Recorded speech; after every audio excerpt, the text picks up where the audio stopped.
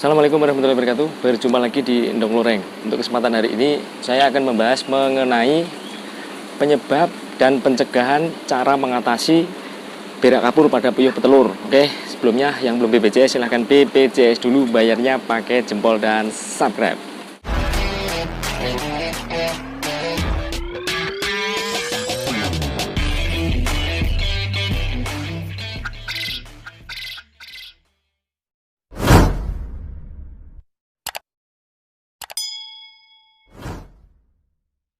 Jadi dalam peternak puyuh itu biasanya ada yang mengalami penyakit pada puyuhnya, yaitu berak kapur.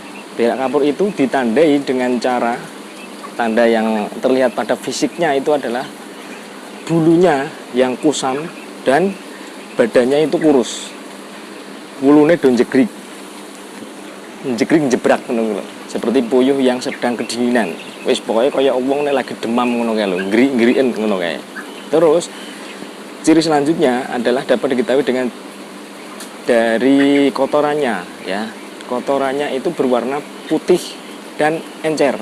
Nah, itu sangat berbahaya sekali apabila puyuh sudah terkena berak kapur, terus puyuh yang lain itu ikut menginjak kotorannya itu, apalagi sampai dipatok dan dimakannya, pasti akan tertular. Jadi ya itu. Dan penyebabnya itu disebabkan karena bakteri. Bakteri itu akan menyerang kepada puyuh-puyuh yang daya tahan tubuhnya itu lemah. Ya, jadi daya tahan tubuh puyuh itu lemah, maka dia gampang terserang penyakit. Maka pencegahannya, kalau kita ingin puyuh kita aman dari berak kapur, yaitu kita sering-sering memberikan jamu.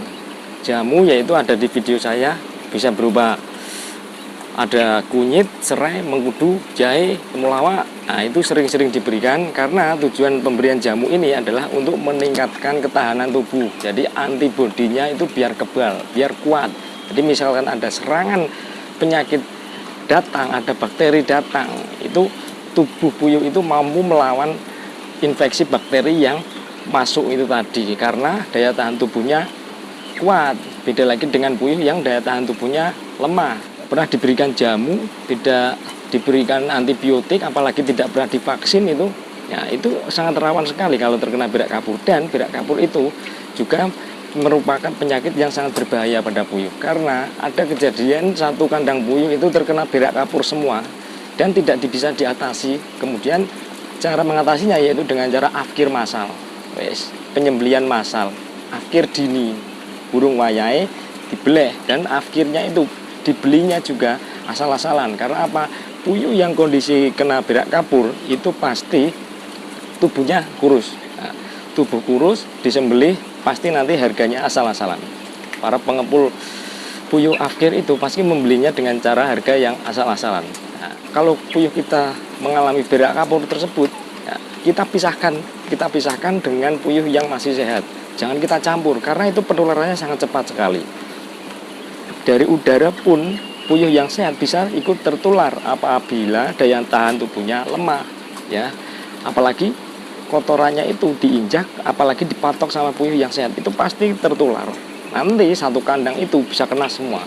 Jadi itu memang sepele, tapi jangan disepelekan, ya. Cara untuk mengatasinya, kalau puyuh kita terkena berak kapur itu, kalau sudah terkena, ya, kalau belum terkena, kita mencegahnya dengan cara meningkatkan antibodi, meningkatkan daya tahan tubuh, kemudian dengan cara pemberian jamu-jamuan secara rutin, itu untuk pencegahannya. Kemudian kalau terpaksa memang sudah terkena, kita ambil puyuh yang sudah terjangkit itu, kita isolasi di tempat yang lain, jangan dalam satu kandang, kita tempatkan yang agak jauh dengan satu kotak yang sudah terkena berak kapur itu semua. Jadi kita jadikan satu, kemudian kita obati kalau sudah memang sudah terkena, ya. Dan obat yang di sini saya lakukan kalau sudah terkena itu untuk herbal sudah tidak mampu mengatasi, karena herbal di sini sifatnya tidak untuk mengobati, tapi herbal di sini sifatnya untuk mencegah.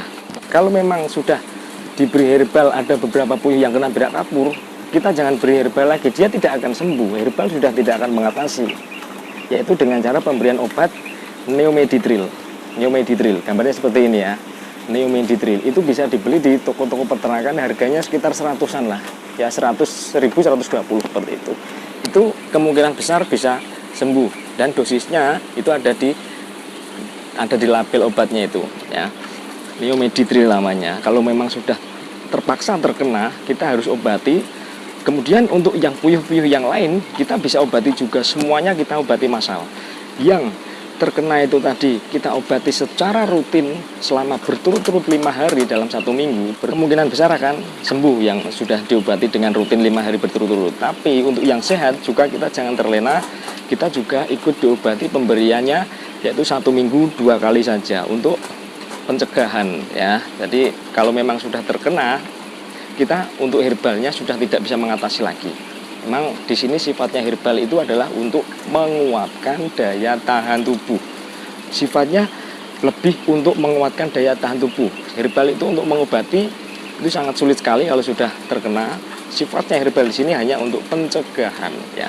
Makanya kita di sini dalam berternak puyuh itu kita lebih baik mencegah daripada tidak bisa mengobati. Nah, nek iso mengobati ra apa-apa ya.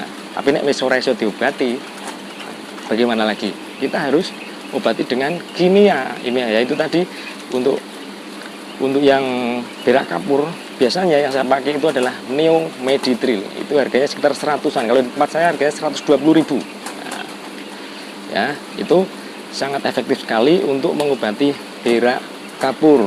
Nah, itu makanya kalau kita berternak puyuh khususnya untuk pemula, kita harus sering-sering jaga kebersihan kandang, terutama ada pada minumnya.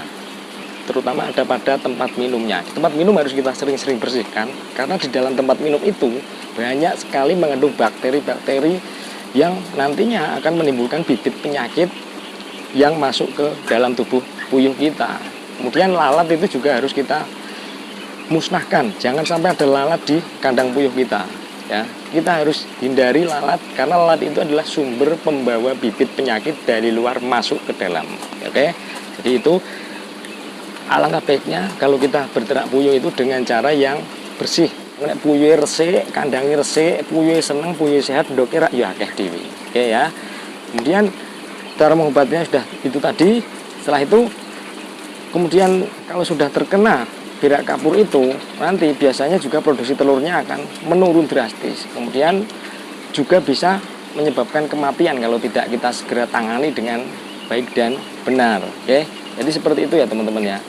Untuk mengatasi berak kapur itu yang saya lakukan. Jadi lebih baik kita mencegah dengan cara pemberian herbal secara rutin daripada kita nanti kesulitan untuk menyembuhkannya. Oke, semoga bermanfaat. Yang belum BPJS silahkan BPJS dulu, bayarnya pakai jempol dan subscribe. Wassalamualaikum warahmatullahi wabarakatuh.